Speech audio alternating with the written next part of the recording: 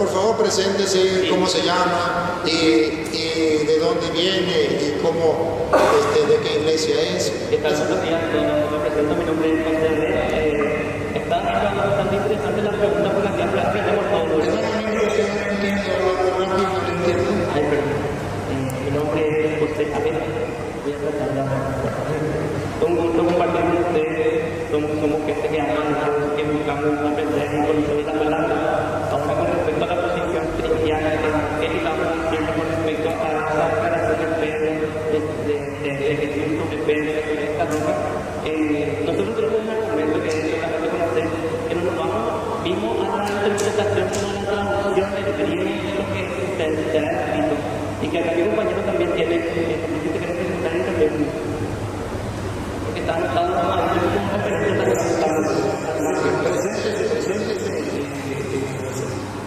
Buenos días, hermanos. Muchas gracias por todo. Bueno, yo quiero apelar a lo que está escrito en el griego.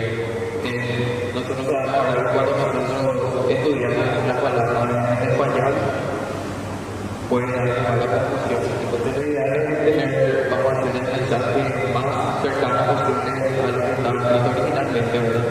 Entonces, yo quiero mencionar primera vez en el capítulo 2, versículo 4, así que rápidamente voy a tocar dos puntos. Acercándonos a la piedra, ahí menciona el singular y continúa desechado ciertamente por los hombres, más para escogida y preciosa. Ahí, por ejemplo, habla de una piedra en singular y nosotros entendemos que esta piedra desechada fue Jesús. Toda esa parte habla acerca de Jesús.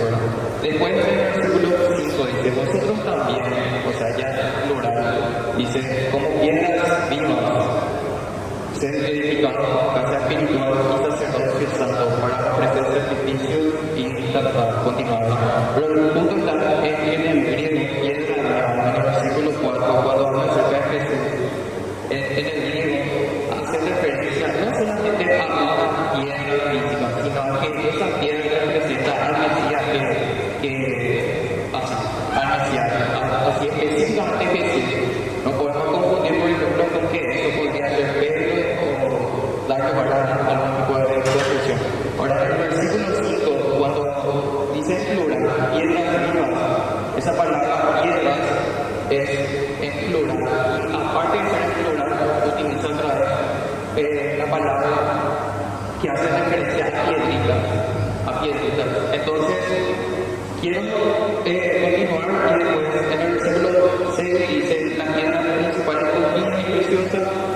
Tratando de tiempo, después en el versículo 7 dice la piedra que los edificadores desecharon ha venido a ser la cabeza del ángulo. Y en el versículo 8 dice y piedra de tropiezo y roca que hace caer. Porque, y continúa. Eso es un punto. Quiero mostrar este mensaje que está en 1 Pedro capítulo 2. Pero para no decirles que este versículo es una interpretación aislada, yo quiero ver lo que el sacerdote está mencionando y es en Mateo. Voy a leer Juan capítulo 1 y después leer a Mateo también, ¿verdad? Si es que me da el tiempo, porque yo quiero poner nuestra posición como iglesia cristiana. Entonces, la palabra utilizada en este lugar en el griego, no originalmente el griego, es el koiné, que es una derivada del griego. El koiné. ¿Qué pasa? Sí. ¿Qué pasa con el griego? Sí, voy a ver. No entendí lo que dijo. No, sí, pero usted dijo algo con el griego. ¿Qué dijo? No, solamente una palabra fue escrita en el idioma koiné, que es la derivada del griego, para poder. Bueno, pero lo que sí es que en el koiné hay dos palabras que hacen referencia a piedra. Una es piedra pequeña y segura, movible, ¿verdad? Pero hay otra palabra que es piedra inmovible, sólida, principal, ¿verdad? Entonces, aparte de eso, la primera palabra es género masculino y el otro género femenino.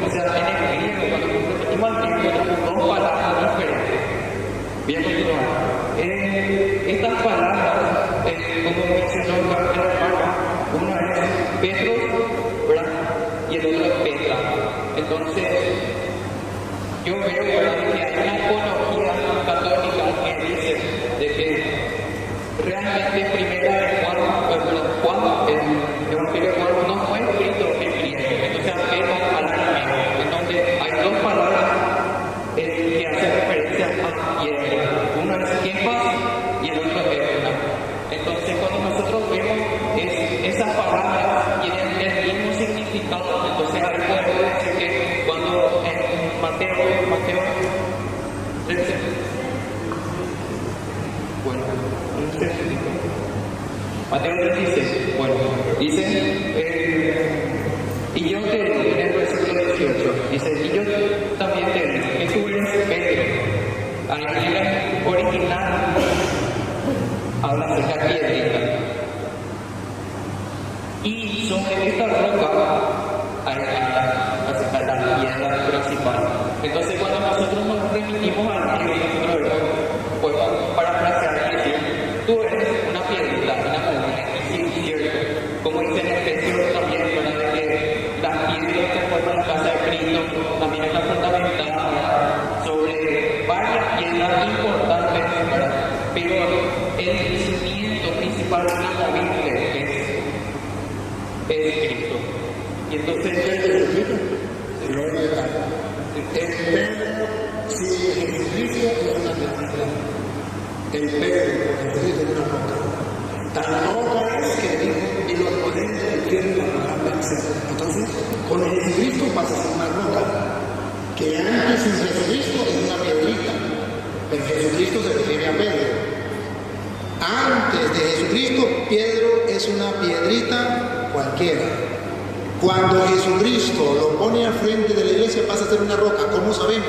Porque la continuación, el contexto, sigue el contexto, dice, los poderes del infierno no la podrán vencer. Entonces dejó de ser piedrita y pasó a ser roca. Y se refiere a Pedro, ¿por qué no? Escuchen, para que usted vea el contexto. No solamente que usted agarre una palabra y diga esto, más nada. Y dice, a ti te doy las llaves del reino de los cielos. No dice, a mí me entrego yo mismo las llaves del reino de los cielos. Entonces, sí dice, a ver, no, si no entonces no le acepto más, porque cuando yo respondo, ustedes hablan y no me escuchan, y así no me conviene. Así no me conviene que hablemos como personas inteligentes, que cuando usted habla yo lo escucho, y que cuando yo hablo usted me escucha. Así sí. Entonces el contexto, no solamente el texto, sino el contexto. El contexto es, tú eres una piedrita, yo te hago piedra, al punto que los poderes del infierno no podrán vencer a esa iglesia que yo fundo en ti. Y a ti te doy las llaves del reino de los cielos. Continúa mostrando que es Pedro, la autoridad que Jesús está nombrando en su iglesia. Lo que ate quedará atado en la tierra, le está dando autoridad, fuerza a esa piedra, a esa roca, la está nombrando roca. Lo que desate quedará desatado en el cielo. Entonces, que te digan que no es a Pedro, que no le está dando autoridad, está bien, se le respeta. Pero resulta que Jesucristo de muchas maneras le dijo a Pedro que tenía autoridad en la iglesia. Cuando hablamos de Pedro, piedra, ¿qué estamos diciendo en castellano? Que Jesucristo dejó un jefe dentro de la iglesia, una autoridad dentro de la iglesia, las cuales nosotros nos sometemos porque Jesús le dijo que apacentara el rebaño. Más nada, que Pedro sea piedra, que no sea piedra, usted, ¿qué significa? Más allá de eso, ¿qué significa? Que tiene las llaves del reino. ¿Quién se lo dijo? Jesús tiene autoridad. Lo que ate quedará atado en el cielo. ¿Qué significa que tiene autoridad? Más autoridad que la iglesia cualquiera, la de Carlos Pará, la de José Smith, la suya, la de que sea, que no tiene la autoridad que le dio a Pedro, al Papa. No tiene las llaves del reino. Puede ser muy bueno, puede ser la más santa, pero no tiene las llaves del reino. No tiene la autoridad que Jesús le dio a Pedro. Lo que ate quedará atado y lo que desate quedará desatado. ¿Cuál es la idea de quitar a Pedro del camino? Para fundar muchas iglesias. Porque Pedro estorba. Cuando hay un solo jefe dentro de la iglesia, entonces no es que cada quien piensa lo que quiera y cada quien funda su iglesia. No, hay un jefe dentro de la iglesia. Esto es lo que estamos analizando. Y entonces yo no puedo estar fundando otras iglesias. Cuando yo quito a Pedro del camino como jefe de la iglesia, cualquier persona se puede nombrar pastor, cualquier persona puede fundar su iglesia, porque Cristo no fundó ninguna iglesia. Eso se respeta, pero lo que estamos mostrando es lo que dice la Sagrada Escritura. Puede interpretarlo a su manera y lo podemos escuchar, y ustedes van analizando lo que ellos están diciendo tranquilamente, no hay ningún problema, porque aquí hay la libertad de que se exponga lo que enseña la Iglesia Católica y lo que enseña otra persona, pero todos tenemos la inteligencia de analizar. Y si comparamos entonces esto de Mateo 16, 18, que no es un texto aislado así, sino que es algo diciente de allá, de Isaías capítulo 22, versículo 20 al 22, que lo vamos a leer. Lean Isaías capítulo 22, 20 al 22. Entonces nos damos cuenta que esto que Jesús está haciendo con Pedro no es casualidad, que no es algo extraño para el pueblo judío. El pueblo judío entendió clarito y raspado cuando Jesús le entregó las llaves a Pedro. ¿Por qué lo entendió?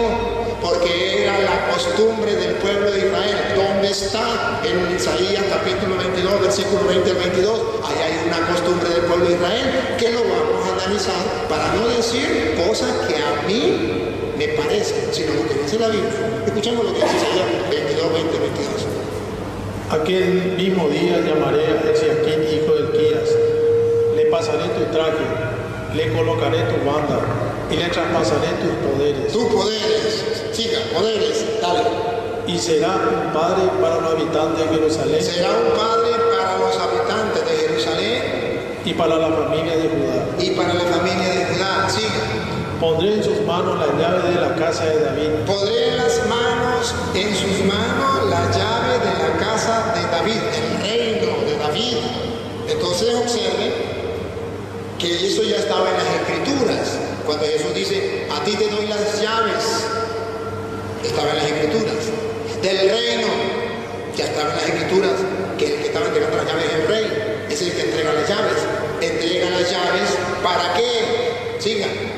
Cuando él abra, nadie podrá cerrar, y cuando cierre, nadie podrá abrir. ¿Pura coincidencia? No, es que la Biblia, recuerde que Mateo, hermano querido, recuerde que Mateo es el evangelista que le escribe a los judíos conversos. Y si le escribe, ya le doy chance. Déjeme que yo tengo que responderle y después le doy chance. Y si Mateo le escribe a los judíos conversos, judíos, entonces Mateo le está hablando a los judíos cómo era que se hacía en el Antiguo Testamento, cómo era que el rey dejaba a su mayordomo, cómo lo hacía públicamente para que la gente lo considerara padre, cómo lo hacía públicamente para que la gente le rindiera respeto, para que cuando él hablara era como si hablara el rey.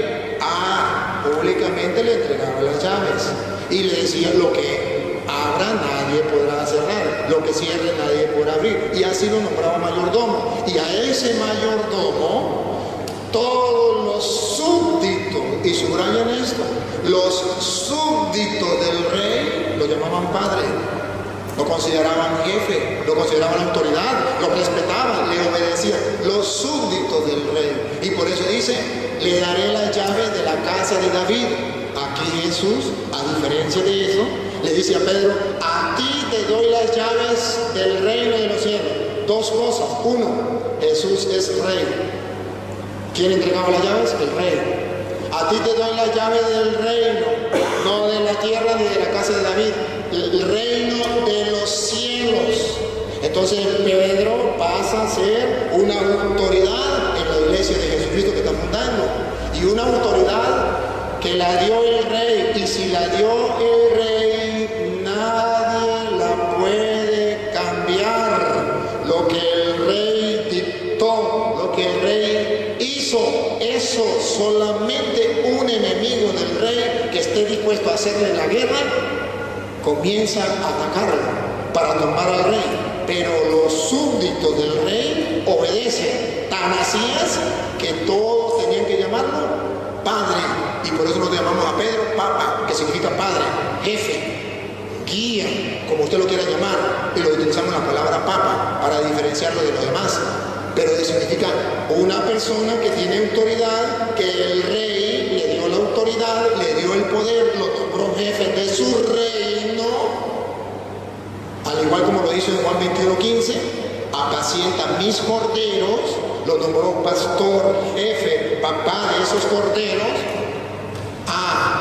Entonces, dentro de la Iglesia Católica, si hay una persona que tiene autoridad, si hay una persona que representa al el rey es Jesucristo. Quien representa al rey es el que recibió las llaves, Pedro. Jesús nos dijo, y tú eres Pedro, y sobre esta piedra edificaré mi iglesia, y a mí mismo me doy las llaves del reino de los cielos. Lo que yo mismo ate quedará atado, lo que yo mismo desate quedará atado. No, está hablando con Pedro. Tú eres Pedro, sobre esta piedra edificaré mi iglesia.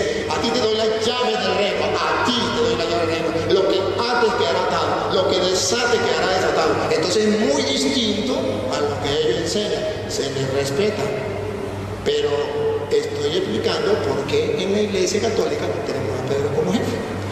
Y aquí hay otro hermano que quiere compartir. Si tiene... Para cerrar, vamos a hacer otro tema, ¿verdad? Nosotros como cristianos creemos que esa confesión de Pedro, que es tú eres Cristo, el Hijo de Dios viviente, es una palabra infalible. Nosotros no creemos en la infalibilidad del hombre, porque un hombre puede ser falible y puede cometer errores. Tal y cual como Pedro mismo dice, la que no está contestando cosas, aparte de eso, también le dice a Pedro que la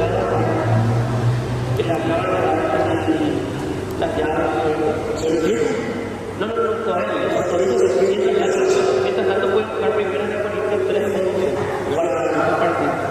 Y usted lo explica eso, porque usted le da una y no puede quedar en la tiene que tener una explicación. Ahorita se lo explico, ¿vale? Y cuando me echa esa explicación. Entonces nosotros creemos en la infalibilidad de la palabra que Cristo es Mesías, de que Cristo es Hijo de Dios. Y sobre esa base nosotros no podemos separarnos de las congregaciones ni haber muchas diferentes denominaciones, sino que lo que nosotros creemos es que una congregación se tiene que someter a la verdad de que Jesucristo es el Hijo de Dios.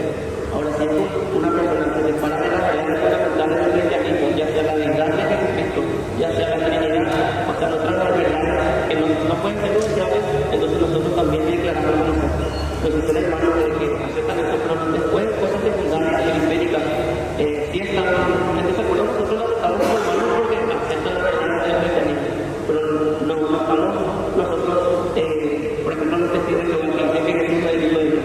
Nosotros no podemos llamar hermanos de la verdad fundamental del evangelio, ¿me entienden? Y en cuanto a fe, nosotros podríamos decir que es algo fundamental, pero hay todavía una discusión. Nosotros creemos que la verdad fundamental del evangelio es Jesucristo mismo, como va a ser.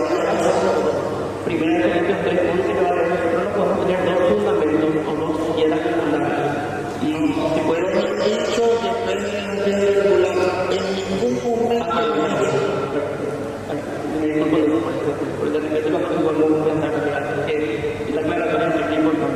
Entonces nosotros creemos en Jesucristo, vamos a palabra, nosotros creemos en la Iglesia Apostólica, incluso creemos en la Iglesia Católica Apostólica. Lo que nosotros creemos es que en algún momento de la historia, ya sea con Constantino, esta verdad del evangelio fueron distorsionándose, incluso con Lutero cuando proclamó la palabra de Jesucristo, él quería volver a la palabra, no se quería dividir a la Iglesia Católica, quería reformar la Iglesia Católica y volver a la verdad fundamental del cristianismo. Estamos hablando de que todo lo que nosotros sabemos, que el mismo Papa Juan Pablo II pidió perdón a la humanidad por la enfermedad mortal y por un curantismo. Entonces nosotros, de esta manera, nosotros creemos que nosotros venimos de manera argentina, sino que estamos hablando también de la manera cristiana energética que limita, porque sabemos que hay distorsiones, hay gente que negocia la fe, hay gente que vive en la energética, pero no de manera correcta, sino que se aprovecha de la gente en la fe cristiana, pero nosotros no le tomamos como hermano. Estamos ahí donde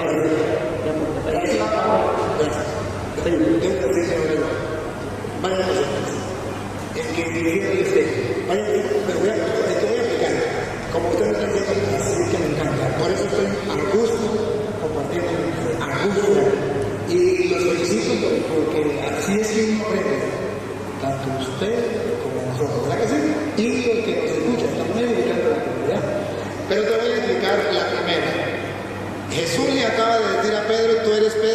Pedro que quedé en mi iglesia, a ti te doy la llave del reino de los cielos, lo que ya te quedará atado, lo que ya te quedará desatado. Inmediatamente en el otro versículo, en el versículo 21, Jesús le dice, miren querido, ustedes lo van a leer. Juan, ayúdame. Primera de Corintios 3:11 también pedí que se... No, voy a aplicarle lo que usted me dijo y ahorita le doy chance para que usted hable de fe. Entonces, el Mateo 16, 21, ustedes verán que es Jesucristo, y lo vamos a leer, para que ustedes se acuerden. Pues no lo leamos, se lo recuerdo. Que Jesús le dice a Pedro, el Hijo del Hombre tiene que ser entregado y nos van a matar, nos van a engañar. Y Jesús le dijo, Pedro le dijo, lejos de ti, Señor, eso no puede suceder. Y Jesús le dijo, apártate de mí, Satanás, porque no piensa como Dios, sino como los hombres. A eso usted me hizo referencia. Se lo voy a explicar cómo lo entiende la Iglesia Católica. Que usted lo acepte o no lo acepte, es la cuestión suya. La Iglesia Católica entonces está diciendo que sí, Jesucristo le dio la autoridad a Pedro dentro de la iglesia, pero que sin embargo Pedro no deja de ser humano, que sin embargo Pedro va a pecar. La iglesia no enseña que Pedro es impecable, eso no lo enseña la iglesia. La iglesia enseña que Pedro peca y el Papa se confiesa, es pecable. Por eso le dice, aparte de mí, Satanás, porque ha pensado como los hombres y no como Dios. Ciertamente. Ahora bien, ¿qué nos garantiza a nosotros que esta iglesia es la de Jesucristo? Porque a pesar de que Pedro es un hombre pecador, que se dejó tentar por el diablo, Jesucristo no le dijo a continuación, y usted puede leerlo a continuación, no le dijo, puesto que usted se dejó tentar por el diablo y fue para mí un instrumento de Satanás, ahora lo quito, le quito las llaves. Ahora lo que ató, lo que ata ya no quedará atado, lo que desata no quedará desatado. A nosotros nos comprueba más firme todavía que esta es la iglesia de Cristo, porque a pesar de que Pedro es un pecador, Jesucristo no le quitó la autoridad que le dio, no le quitó la llave, ni le quitó esto, lo que ate quedará desatado. Por eso nosotros en la iglesia sabemos que han existido papas que se han portado mal y seguimos en la iglesia católica porque Cristo no le quitó la autoridad. Si le hubiese quitado la autoridad a Pedro, listo, pero no se la quitó. Garantía que aunque el Papa sea un pecador, nosotros tenemos que mantenerlo en la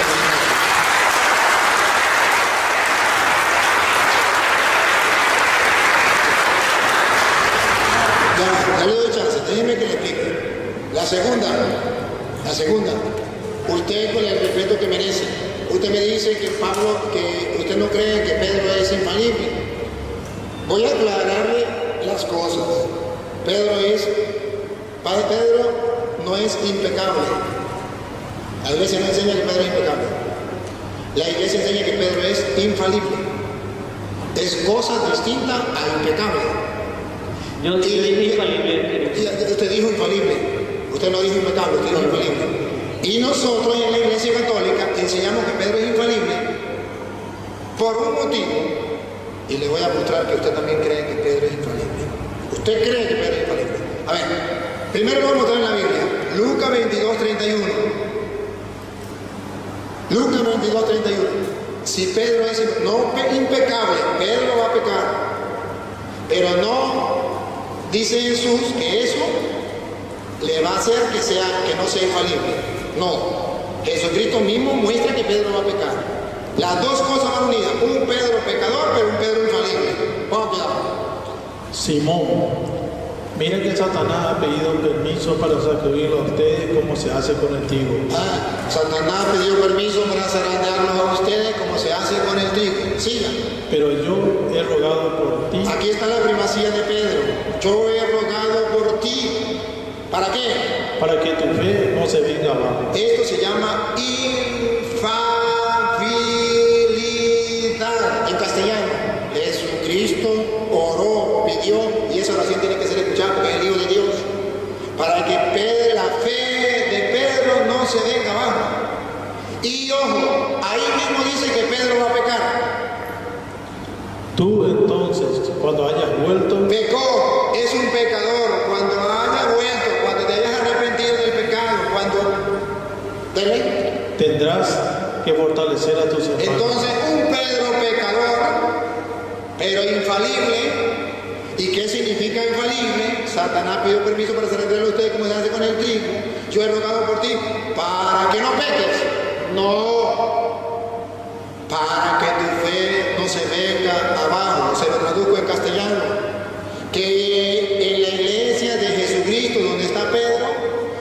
papas malos.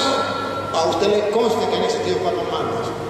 Pero que la fe que Jesucristo le enseñó a Pedro jamás ha sido cambiada. Se mantiene esa fe infalible, nunca va a cambiar. Se mantiene esa fe a pesar de que hayan existido papas malos. Yo he rogado por ti para que tu fe no venga abajo. Tú debes fortalecer a tus hermanos, para eso coloca a Pedro. Y ahora, para que usted no sabe, pero usted cree que Pedro es infalible. Y se lo voy a comprobar con hechos. La Biblia no existía. Existía el Antiguo Testamento. El Nuevo Testamento existía una carta por allá, una carta por allá, pero nadie sabía cuáles eran los libros del Nuevo Testamento. Llegó un momento en que se reúnen todos los libros del Nuevo Testamento, 27, y se le agregó a la Biblia conocida hasta entonces, se le agregó 27 libros. Se lo agregó el Papa de la Iglesia Católica, que nosotros creemos que es infalible, y dijo que esto era palabra de Dios. Usted debe saber que existe el Evangelio de San Pedro, pero no lo tenemos en la Biblia. El Evangelio de Santiago, pero no lo tenemos en la Biblia. El Evangelio de San Judas, no lo tenemos en la Biblia. Otros Apocalipsis y otros Hechos de los Apóstoles, no lo tenemos en la Biblia. Pero ¿por qué solamente tenemos 27 y no tenemos más? Cuando hay muchos más. Porque el Papa, que es infalible en cuestiones de fe, dijo: estos libros son palabra de Dios. Esto es lo que va a componer la Biblia de los cristianos. Si el Papa no fuera infalible, usted no creería que ese Nuevo Testamento es palabra de Dios. Porque quien le asegura a usted que eso es palabra de Dios no es su pastor. Lo que le asegura a usted no es su iglesia. Es el Papa que Cristo dejó, San Damaso I, en el 382, quien le dijo al mundo con la infabilidad, sin lugar a equivocarse en cuestiones de fe, que es la palabra de Dios. Si el Papa no fuera infalible, usted le hubiese quitado a lo mejor ya el Apocalipsis, o le hubiese quitado a lo mejor la carta a los romanos, o le hubiese quitado tal cosa. ¿Por qué Martín Lutero no tocó ni un libro del Nuevo Testamento? Porque sabía que el Papa era infalible. Y si el Papa lo dijo, listo. ¿Por qué usted nunca ha cuestionado el Nuevo Testamento si lo hizo la Iglesia Católica y lo dijo el Papa? Porque usted cree que el Papa es infalible. Si el Papa no fuera infalible, usted no creería que esos libros, y única y exclusivamente esos libros, conforman el Nuevo Testamento de la Biblia. Permíteme.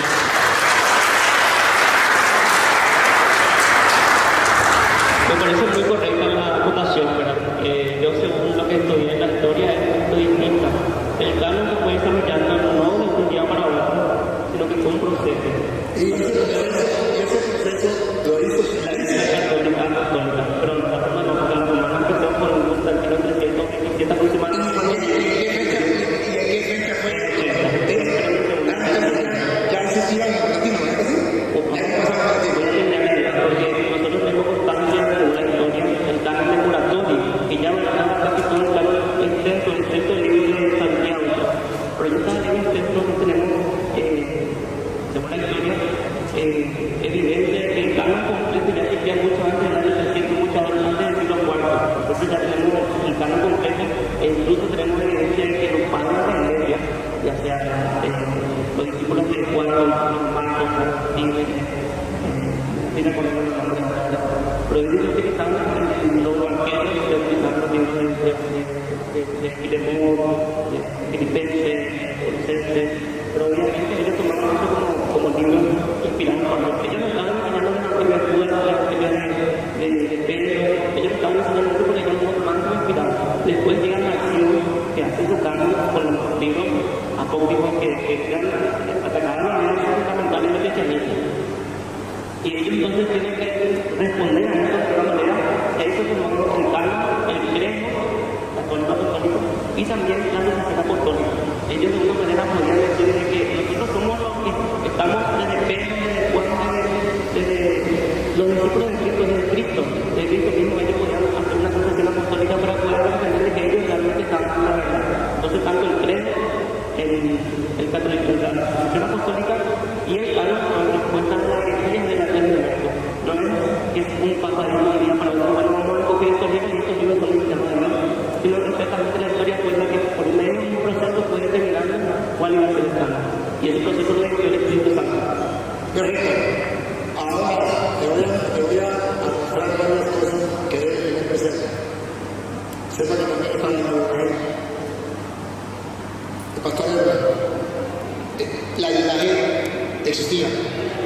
decidió también el pastor Hermas, existía otro libro que también se leía, que también era tratado como si fueran inspirados, y usted lo sabe. Y usted mismo dijo que tanto menos la carta de Santiago. Yo no dije que esos libros no existían. Dije, el uno estaba en un lugar, el otro estaba en otro y el otro estaba en otro. La carta a los romanos estaba en Roma, la carta a los efesios estaba en Éfeso, la carta a los filipenses en Filipo, la carta... Y todo esto se fue, claro está. Unos leían esto, otros leían esto, perdón, usted no, y ya me da chance, yo le doy chance ahorita. A ver, perdón. No, pero eso no fue lo que yo dije. No, pero ya va, le estoy explicando lo que usted interviene. Unos leían, ciertamente, dice, antes de eso ya se leían esos libros. ¿Sí? No, yo no dije eso. Yo dije que antes de eso ya existía un canon, que obviamente no es que... A ver, dime cómo se llamaba el canon que se El leía. canon de curatorio. Por ejemplo, un canon de... ¿Y tenían todos esos libros? Tenían todos, menos el libro de Santiago. Entonces no todos. Pero ya era un canon. Pero era un canon, pero a ver, ¿por qué usted no tiene ese canon de curatorio? ¿Por qué no lo tiene? ¿Por qué tiene de la Iglesia Católica? Porque el Papa es infalible, porque fue el Papa quien lo dijo. Si no, usted tuviera aquel En canon. realidad no fue un papa, sino que fue un concilio. Cierto, exacto, fue el sínodo romano. El sínodo romano del 382. El sínodo romano del 382 viene y reúne los obispos de Roma. Concilio de Nicea. No, estoy hablando del sínodo romano primero. El sínodo romano del 382 reúne a todos los obispos de Roma junto con el Papa San Damaso I. Y ahí es cuando por primera vez se dice, estos libros son inspirados por Dios. Después viene el concilio de Nicea, el concilio ¿cómo se llama? De Cartago, ¿verdad? Pero vienen y van reafirmando lo que dijo el Papa. Pero si este hermano verdaderamente no creyera que el Papa es infalible, se queda con el canon que ya existía. Yo creo Dígale a Santiago, Pero yo no digo que el Papa no sea infalible. porque si no, ¿cómo hacemos? Es que yo no dije... Pero, a ver, hermano, el hombre sabio sabe escuchar. Y el hombre sabio sabe hablar. Usted se da cuenta que cuando usted habla, yo lo escucho, hermano, no lo interrumpo. No se da cuenta. Yo Pero también... ¿por qué no me deja hablar? Déjeme y yo le doy chance. Yo le aseguro que usted va a expresar su idea. Cuando yo dije algo, usted me dijo, no, yo no dije eso. Así sí no puedo yo. Hasta ahí sí llego yo. Ahí llego y me regreso. Permiso. Hasta ahí llego y me regreso. No. Llego y me regreso. Si usted me deja hablar, que queden las cosas claras, yo te doy la palabra como lo he hecho. Usted mismo es testigo. ¿No lo he dejado expresar? Sí. Déjenme entonces a mí expresar. Porque si no, hermanito querido, con el amor y el respeto que usted merece, hasta aquí llego yo y no le camino más. Porque cuando ya se rompen las normas del buen hablante y del buen oyente, ya esto se vuelve una sopa. Y yo no quiero que esto se vuelva una sopa. Díganme y yo le aseguro, les doy el permiso. Si no, aquí está el otro hermano que quería hablar. Entonces, no podemos romper las normas del buen hablante y del buen oyente, porque si no, no volvemos a nada. Ciertamente, estos libros ya existían. Y ciertamente ya habría una agrupación de libros que son canon. Es un canon, que dice el hermano. Pero no existía todavía una ley, una normativa, diríamos, algo ya firme. Estos libros, no ellos son palabra de Dios. Y es el Papa de la Iglesia Católica que lo que él dice es verdad. Nombra, ahí está San Jerónimo, que usted debe saber que metió la mano en eso, de la Iglesia Católica. Llegó, nombra a un grupo, ese grupo trabaja, ese grupo analiza, no es así por así, guiado por el Espíritu, como él dice, lo guía el Espíritu Santo, y llega y le dice al Papa, este es el trabajo, los especialistas de su tiempo, este es el trabajo que hemos hecho. Entonces el Papa dice, bueno, yo ahora analizo lo que ustedes han hecho y ahora yo le digo a los cristianos, esta es la Biblia, este es el canon de los cristianos, no aquel, no se le pueden meter más libros, no se le pueden quitar más libros. Él mismo dice, el canon que existía antes no tenía Santiago. Entonces, ¿por qué no creen en ese canon? ¿Por qué creen en la Iglesia Católica? Porque cuando los hermanos separados salen de Martín Lutero era de la Iglesia Católica y Martín Lutero era un doctor, conocía y sabía que si el Papa era infalible y había dicho que eso era palabra de Dios, él tenía que aceptarlo. Fíjense que Martín Lutero dudó Martín Lutero de los libros del Antiguo Testamento que Cristo utilizó, que eran del canon de Alejandría.